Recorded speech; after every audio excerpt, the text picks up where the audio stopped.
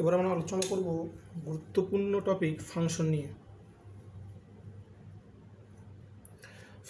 ফাংশনকে সংজ্ঞায়িত করা যায় তিনভাবে: অন্বয়ের সাহায্যে, চলকের সাহায্যে এবং সেটের সাহায্যে। প্রথমে আমরা জানব অন্বয়ের সাহায্যে বা ক্রমজোড়ের সাহায্যে।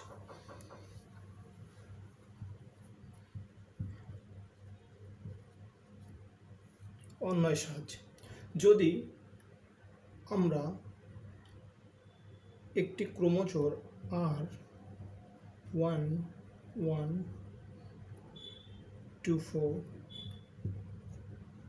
3 9 এটি যদি একটি ক্রমজোড় হয় এবং অন্বয়ের সাহায্যে ফাংশনের সংজ্ঞায় বলা আছে যে ক্রমজোড়ের প্রথম উপাদান আলাদা আলাদা, অর্থাৎ প্রত্যেকটি উপাদানই আলাদা আলাদা হবে, তাকে বলা হবে ফাংশন। আবার যদি চলকের সাহায্যে আমরা দেই, চলকের সাহায্যে যদি আমরা ধরে নেই একটি function of X equals two y plus 3,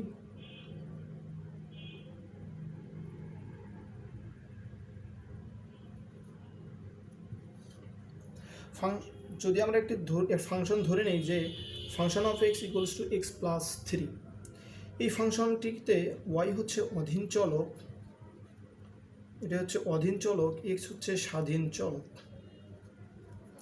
এই স্বাধীন এবং অধীন, স্বাধীন এক্স এর বিভিন্ন মানের জন্য ওয়াই এর বিভিন্ন মান পাওয়া যাবে। অর্থাৎ যদি স্বাধীন চলক এক্স এর জন্য ওয়াই এর ভিন্ন ভিন্ন মান পাওয়া যায়, অর্থাৎ বাস্তব মান পাওয়া যায়, তাহলে স্বাধীন চলক এক্সকে অধীন চলক ওয়াই এর ফাংশন বলা হয়। অর্থাৎ এখানে বলা হবে ওয়াই এক্স এর ফাংশন।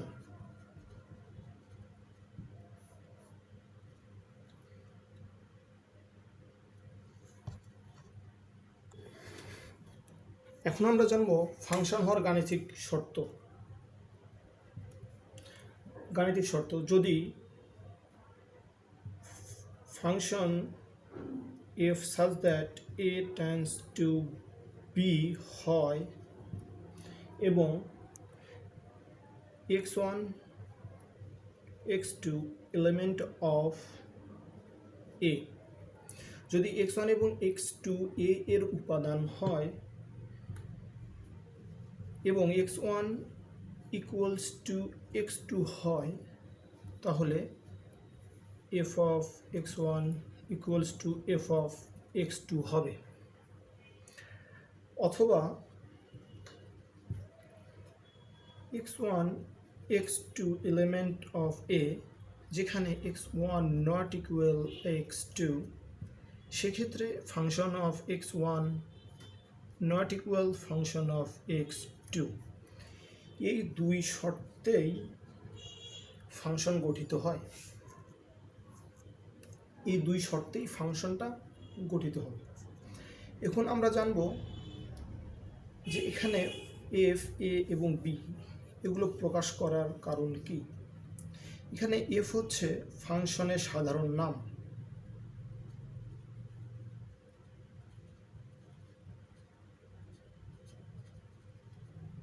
ফাংশনের সাধারণ নাম এফ দ্বারা ফাংশনটিকে প্রকাশ করা হয়েছে। এখানে এ হচ্ছে ডোমেইন আর বি হচ্ছে কোডোমেইন।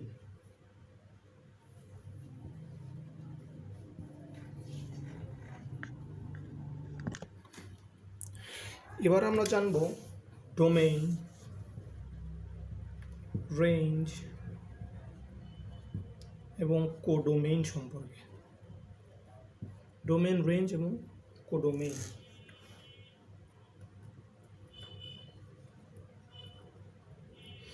কোডোমেইন সম্পর্কে জানব। আমরা স্বাভাবিকভাবে ডোমেইনকে ধরে নেব এক্স এর মান, রেঞ্জ হচ্ছে ওয়াই এর মান। আবার অন্যভাবে বলা যায়, যদি ক্রমজোড় 1 1 2 4 এই একটি ক্রোমোজোর হয়, এই ক্রোমোজোরে ডোমেইন হচ্ছে, প্রথম ক্রোমোজোরে ডোমেইন হচ্ছে 1, রেঞ্জ হচ্ছে 1, দ্বিতীয় ক্রোমোজোরে ডোমেইন হচ্ছে 2, তৃতীয় রেঞ্জ হচ্ছে y। সো এখানে ডোম আর এইভাবে লেখা যাবে 1 2, রেঞ্জ আর 1 4। আবার যদি একটা ফাংশন এরকম থাকে যে y equals to X plus 3, এই ফাংশনে ডোমেইন এবং রেঞ্জ নির্ণয় করো। তো এই ফাংশনের ডোমেইন হবে x এর যে মানের জন্য y এর মান সংজ্ঞায়িত, অর্থাৎ x এর সকল মানের জন্য y এর মান সংজ্ঞায়িত, সো ডোম হচ্ছে r, এবং রেঞ্জ হবে ফাংশন ইনভার্স ফাংশন x এর ডোম। অর্থাৎ যদি একটি ফাংশন দেওয়া থাকে, সে ফাংশনের যদি ডোম এবং রেঞ্জ নির্ণয় করতে বলে, তাহলে ফাংশনের ডোমই হবে ডোম এবং রেঞ্জ হবে মূল ফাংশনের বিপরীত ফাংশনের ডোম, অর্থাৎ বিপরীত ফাংশনের ডোমেনই হবে মূল ফাংশনের রেঞ্জ। এবার আমরা চিত্রের সাহায্যে বা গ্রাফের সাহায্যে আমরা কিছু কিছু ফাংশনের ডোমেইন এবং রেঞ্জ নির্ণয় করা শিখব। যদি দেয়া থাকে একটি function y equals two ax⁴n plus b, বলা হলো এ ফাংশনের ডোম এবং রেঞ্জ নির্ণয় করো। এখানে n বলা নাই, বলা আছে n এলিমেন্ট অফ r, অর্থাৎ রিয়েল নাম্বার। এখানে কেস দুই প্রকারের হতে পারে। প্রথম কেস হতে পারে y equals two ax² plus b, দ্বিতীয় ক্ষেত্রে হতে পারে y equals to ax plus b বা y equals two ax³ plus b a plus b। অর্থাৎ n যদি আমরা জোড়গুলো নেই এবং n ইকুয়ালস টু বিজোড় মানগুলো নেই, জোড় এবং বিজোড় মানগুলো যদি নেওয়া থাকে, তাহলে ভিন্ন ভিন্ন ডোমেন এবং রেঞ্জ বের হয়ে আসবে। তো আমরা যদি এখানে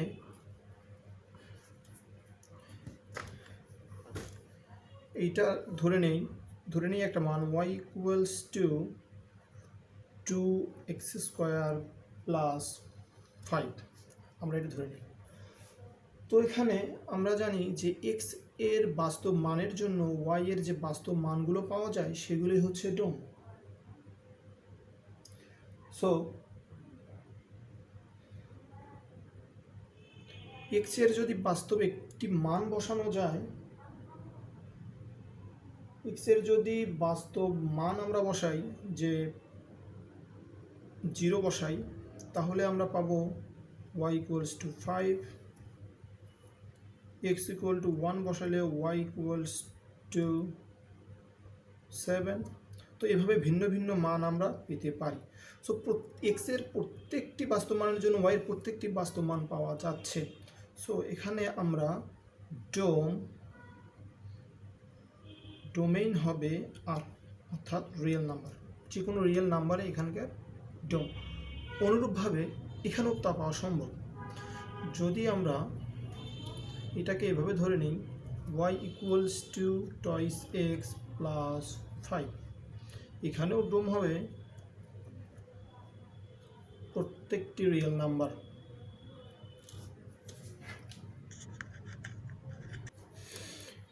এবার যদি আমরা এক্ষেত্রে রেঞ্জ নির্ণয় করি, আমরা জানি যে এই ফাংশনের গ্রাফ হবে এরকম।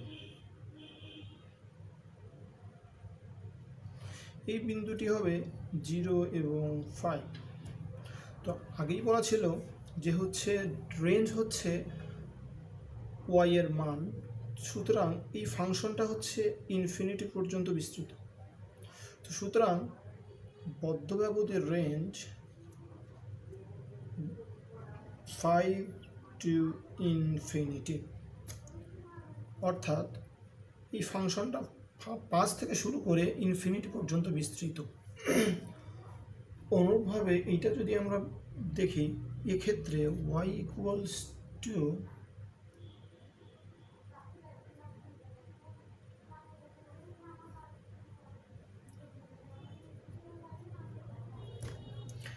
এটা যদি আমরা নেই,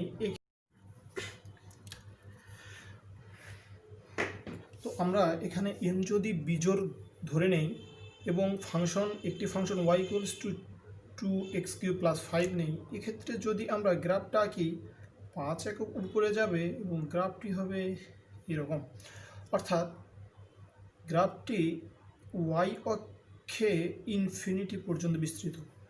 পজিটিভ y এবং নেগেটিভ y উভয় অক্ষে বিস্তৃত, অতএব রেঞ্জ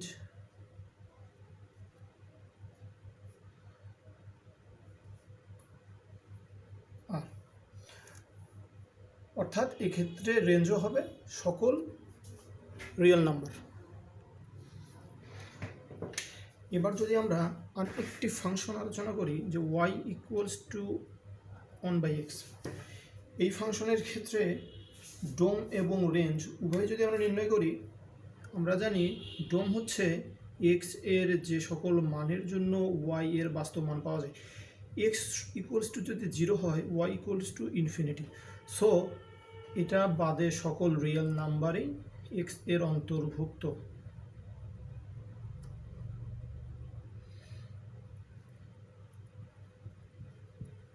কিন্তু রেঞ্জ নির্ণয় করতে গেলে আমাদেরকে অবশ্যই গ্রাফ আঁকতে হবে। আমরা যদি এটার গ্রাফ অঙ্কন করি, গ্রাফটা ঠিক হবে এমন।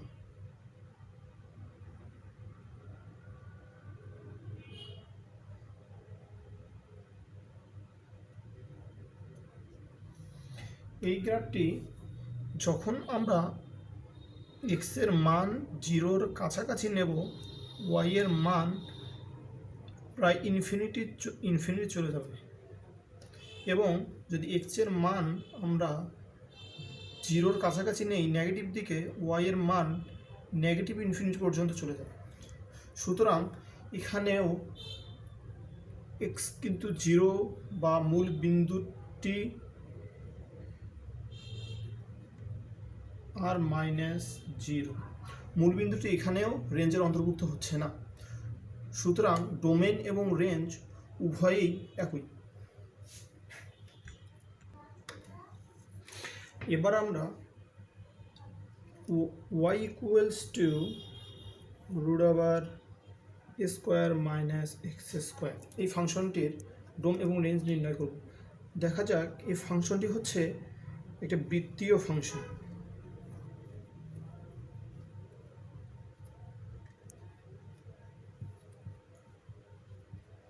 অর্থাৎ এটা একটা হচ্ছে বৃত্তের সমীকরণ যার কেন্দ্র 0, 0 এবং ব্যাসার্ধ হচ্ছে a। সুতরাং আমরা যদি গ্রাফ অঙ্কন করি, এক্ষেত্রে বৃত্তটি হবে ঠিক এমন, অর্থাৎ এটি যদি মূল বিন্দু হয়,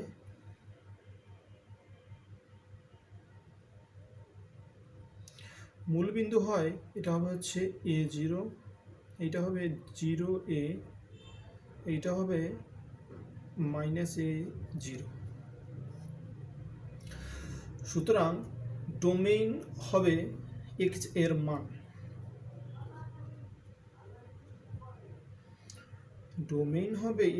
মান, -a থেকে শুরু করে +a পর্যন্ত। এটা হচ্ছে বদ্ধ ব্যবধি, অর্থাৎ -a থেকে শুরু করে -a কে নিয়ে +a পর্যন্ত। আর রেঞ্জ হবে y এর মান, অর্থাৎ এই অংশটুকু শুধু 0 থেকে শুরু করে a পর্যন্ত। এখানে আবার মাথায় আসতে পারে যে শুধু আমরা y এর পজিটিভ মানটাকে নিলাম, নেগেটিভটাকে নিলাম না কেন? কারণ আমরা এই ফাংশন থেকে যদি কোনো নেগেটিভ মান পাই তবেই তো নেগেটিভ মানটাকে গ্রহণযোগ্য হবে, কিন্তু এই ফাংশন থেকে শুধু আমরা পজিটিভ মানটাকেই গ্রহণ করব।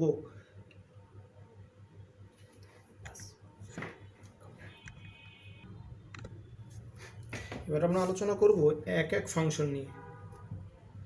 এক এক ফাংশন, তো এক এক ফাংশনের ক্ষেত্রে নির্ণয়ের জন্য আমরা কিছু স্টেপ ফলো করব।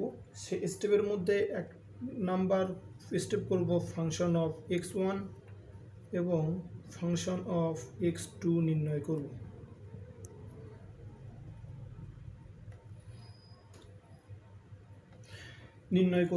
যদি আমরা x1 ইকুয়ালস টু x2 ধরে নেই, তাহলে function of x1 equals to function of x2।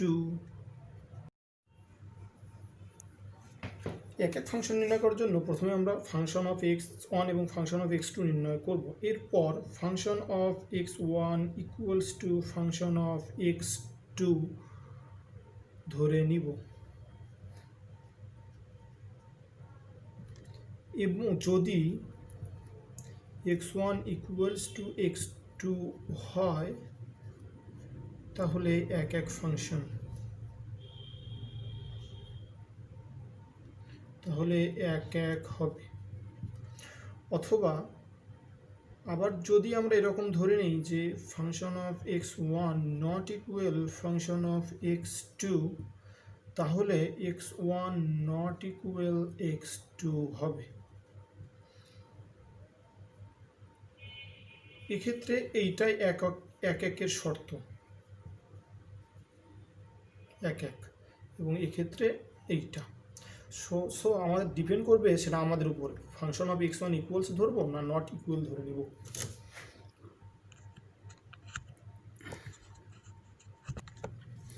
এবার আমরা আলোচনা করব সার্বিক ফাংশন নিয়ে। সার্বিক, যদি রেঞ্জ ইকুয়াল টু কোডোমেইন হয় তাহলে এই ফাংশনটা সার্বিক। এটাই হচ্ছে সার্বিক হওয়ার শর্ত, রেঞ্জ ইকুয়ালস টু কোডোমেইন।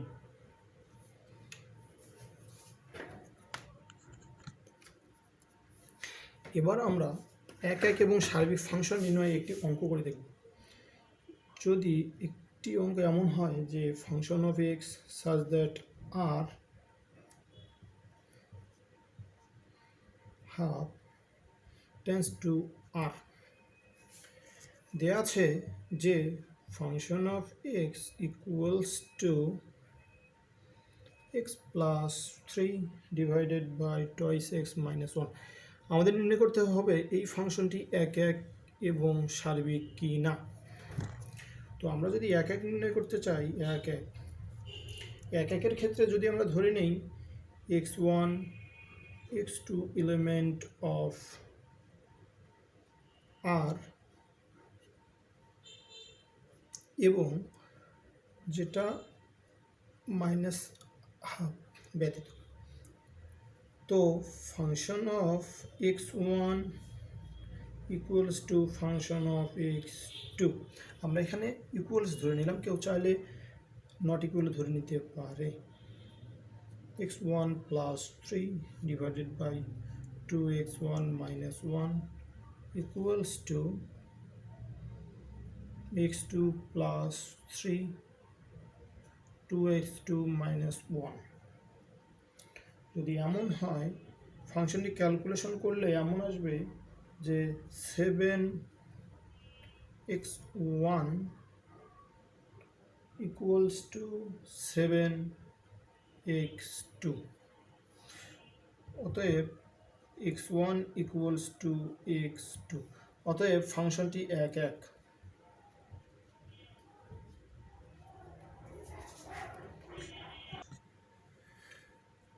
এবার আমরা বের করব যে ফাংশনটি সার্বিক কি না।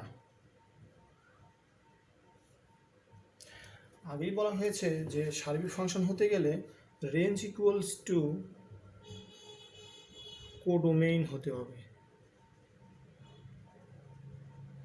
রেঞ্জ ইকুয়ালস টু কোডোমেইন, এই শর্তেই শুধুমাত্র সার্বিক হওয়া সম্ভব। তো আমরা এখানে রেঞ্জ বের করে নিই। আগেই বলে নিই যে এই ফাংশনটিতে কোডোমেইন হচ্ছে কোডোমেইন ইকুয়ালস টু আর এটা হচ্ছে কোডোমেইন। আর যদি আমরা এই ফাংশনটিতে রেঞ্জ বের করে নেই, রেঞ্জ নির্ণয় করি, তাহলে y ইকুয়ালস টু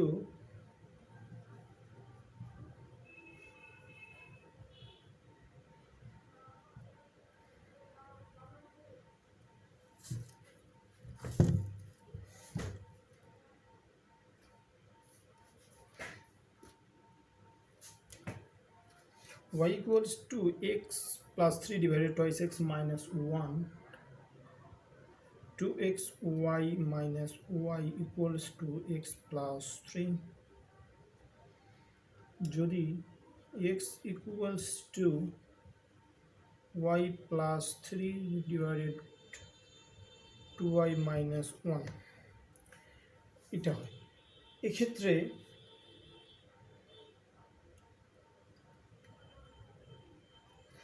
যদি 2y minus 1 equals to 0 হয়, x এক্ষেত্রে অসংজ্ঞায়িত। সুতরাং এক্ষেত্রে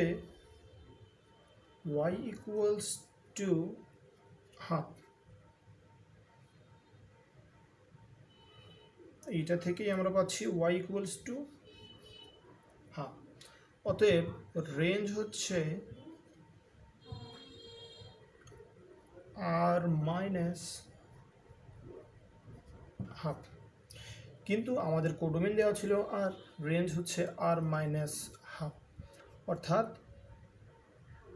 রেঞ্জ নট ইকুয়াল কোডোমেইন। অতএব ফাংশনটি সার্বিক নয়। সুতরাং আমরা বলতে পারি যে একটি ফাংশন এক এক হলেই সার্বিক হবে এমনটি না।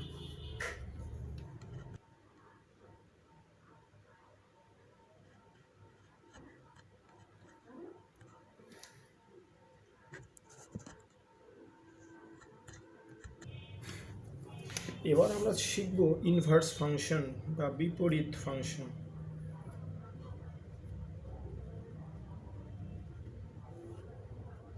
বিপরীত ফাংশন আমরা জানব।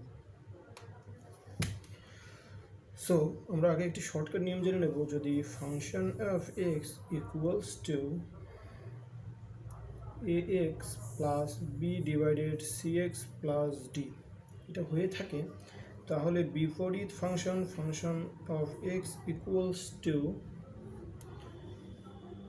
এখানে বি এবং সি ঠিক থাকবে, শুধু চেঞ্জ হবে এ এবং ডি, এর অল্টারনেটিভ হবে এবং চিহ্নের বদল হবে, মাইনাস ডিএক্স মাইনাস এ।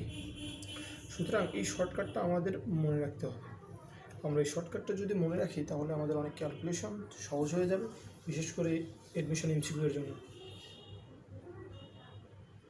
এবার আমরা একটি ফাংশন নির্ণয় করব যেটা হচ্ছে ডোম রেঞ্জ সহ বিপরীত ফাংশন। এবার আমরা একটি ফাংশন নির্ণয় করব বিপরীত function with dom and range. তো ফাংশনটি হচ্ছে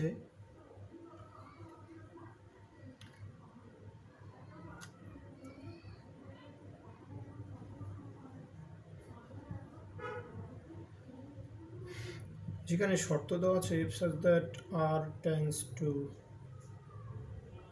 r।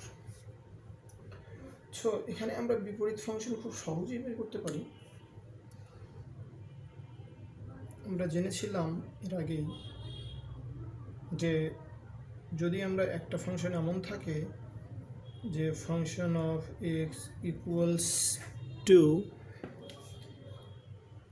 ax plus B cx plus D, সেক্ষেত্রে আমরা জেনেছিলাম যে minus D DX plus B cx minus A. যদি আমরা ফাংশনটিকে ভাবি যে টয়েস এক্স মাইনাস থ্রি না থেকে ফাংশনটি ছিল এমন twice X minus three divided by 0 into X plus 1, ফাংশনটি যেমন যদি এমন থাকে তাহলে বিপরীত ফাংশন খুব সহজেই আমরা এই ফর্মুলার সাহায্যে বিপরীত ফাংশনটা বের করতে পারি। So F inverse x equals two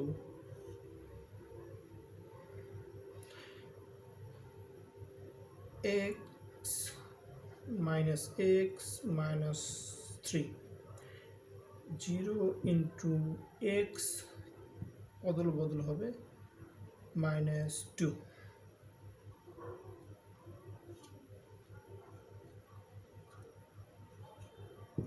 এটা হচ্ছে ফাংশনের বিপরীত function.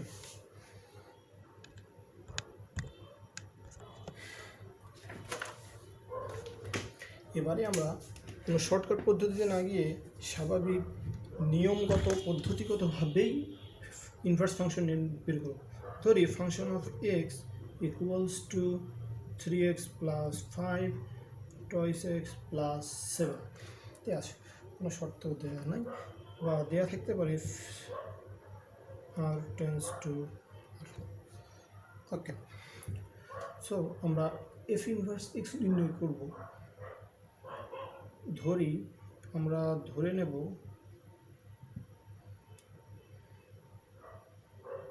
y equals to 3x plus 5 divided by twice x plus 7। So এইটা হয়েই যেতে পারে y equals to f of x।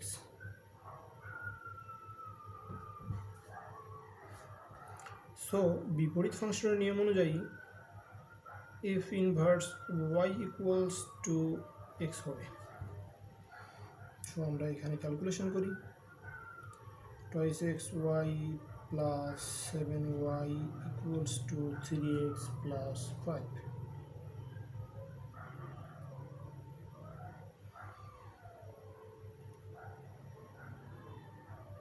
আমরা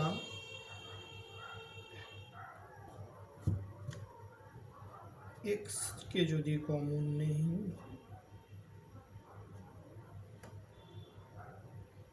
toys y minus 3 equals to 5 minus 7y। x equals to 7y twice y minus 3। এখন এইটা হয়ে গেছে এখন এক্স ওয়াই এর একটি ফাংশন, মানে ওয়াই হচ্ছে স্বাধীন চলক, এক্স এক্স হচ্ছে অধীন চলক, যেখানে এক্স এর ফাংশন হচ্ছে ওয়াই, ওয়াই এর ফাংশন হচ্ছে এক্স। তো আমরা এখান থেকে এটা নিতে পারি, f inverse y equals to 5 minus 7y twice y minus 3। এটাকে আমরা এখন চলক পরিবর্তন করতে হবে, কেননা মূল ফাংশনটি ছিল এক্স এর ফাংশন। সুতরাং আমাদেরকে এক্স এর ফাংশনে রূপান্তর করতে হবে।